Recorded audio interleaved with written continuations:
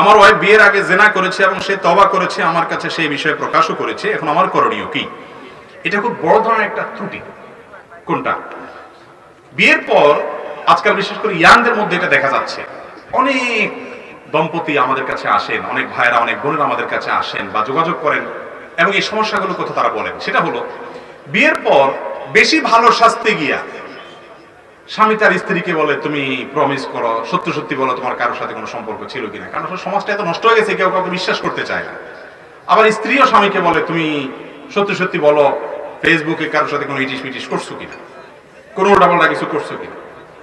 এই যে কথা বলা বলি, তখন ভালোবাসার জোয়ারের চোটে, মহব্বতের জোয়ারের চোটে বলে ফেলে, হ্যাঁ দেখো তোমার সাথে আমি কিভাবে মিথ্যা কথা বলতে পারি, একটা ছেলের সাথে আমার একটা ডেটিং হয়েছিল, আমি খুবই লজ্জিত, আমি আল্লাহর কাছে তওবা করছি, তোমার কাছেও মাপ চাই, আমি ফিরে আসছি।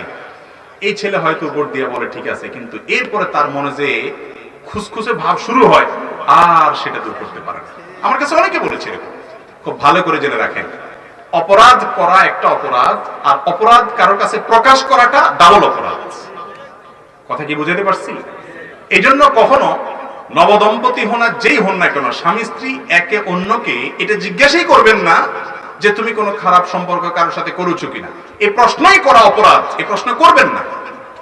যদি সে করে থাকে এখন কি করার আছে, আর যদি সে না করে থাকে তাহলে এটা প্রশ্ন করে আপনি বিব্রত করলেন, এটা কোনো যৌক্তিক প্রশ্ন হতে পারে না, এটা কখনো করবেন না, এগুলো অন্যায়।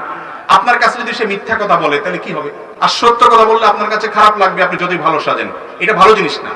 যে যা করেছেন আগে সেগুলোর জন্য আল্লাহর কাছে লজ্জিত হয়ে ক্ষমা চাইবেন। স্বামীর কাছে বা স্ত্রীর কাছে বেশি ভালো সাজতে গিয়া নিজের সব গুদুর বলে দিবেন, এরপরে অশান্তি শুরু হবে, সেটা কখনো যৌক্তিক হতে পারে না। এখন কথা হলো, কোন আল্লাহর বান্দা বা বান্দা যদি বলে ফেলে থাকেন, তার জীবন সঙ্গী যিনি আছেন তার উচিত হলো তাকে ক্ষমা করে দেওয়া। কেউ যদি তওবা করে আসে, তার জীবনের ভুলকে স্বীকার করে, তাকে ক্ষমা করার মতো মানসিকতা আমাদের থাকা উচিত। আমরা চাই আমাদের সবার সাথে একটা করে রাবেয়া বস্রী থাকুক, পুরুষরা চায়, আর মহিলারা চায় আমাদের সবার সাথে একটা করে হাসান বস্রী থাকুক। আর আমরা নিজেরা ফেসবুকে, মেসেঞ্জারে, বিভিন্ন জায়গায় যত রকমের বদমাইশি আছে সব ওপেন রাখবো। লুকায় লুকায় ফেসবুকে অন্য মেয়েদের ছবি দেখবো, ভিডিও দেখবো, বিভিন্ন ফিল্মের আপনার ক্লিপ দেখবো, বিলবোর্ড দেখবো, তলে তলে চোখের যত গুনাহ আছে, যত মহিলা দেখে দেখে আকাম কুকাম করা আছে, ছেলে হোক মেয়ে হোক, মেয়েরা ছেলেদেরকে, ছেলেরা মেয়েদেরকে, এগুলো সব দেখবো। কিন্তু আমার সাথে যে থাকবে, যার ঘর করব আমি বা যার সাথে আমি সংসার করব, সে হবে একেবারে আপাদমস্তক একটা ফেরেশতা। এটা না আমাদের চাহিদা আজকাল। আপনি নিজে অপকর্ম করে এরকম আশা করেন কিভাবে? আবার এটা মনে করেন না যে আমি যেহেতু নিজেও খারাপ, তাহলে বেচারা আমার সাথে যেটা আছে ওইটাও নিশ্চয়ই খারাপই হবে। এরকম সহজ আপনার সমীকরণ করবেন না। আল্লাহ অনেক খারাপ মানুষকে অনেক ভালো মানুষ দেয় কি দেয় না? যেমন ফেরাউন খারাপ ছিল না ভালো ছিল? আল্লাহ তার ঘরে আসিয়ার মতো ভালো মানুষ দেন নাই।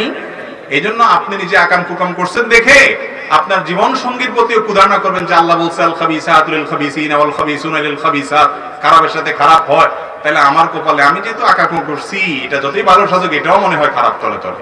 এরকম মনে করা যাবে? খবরদার, এগুলা সাংসারিক জীবনে অশান্তি আনে।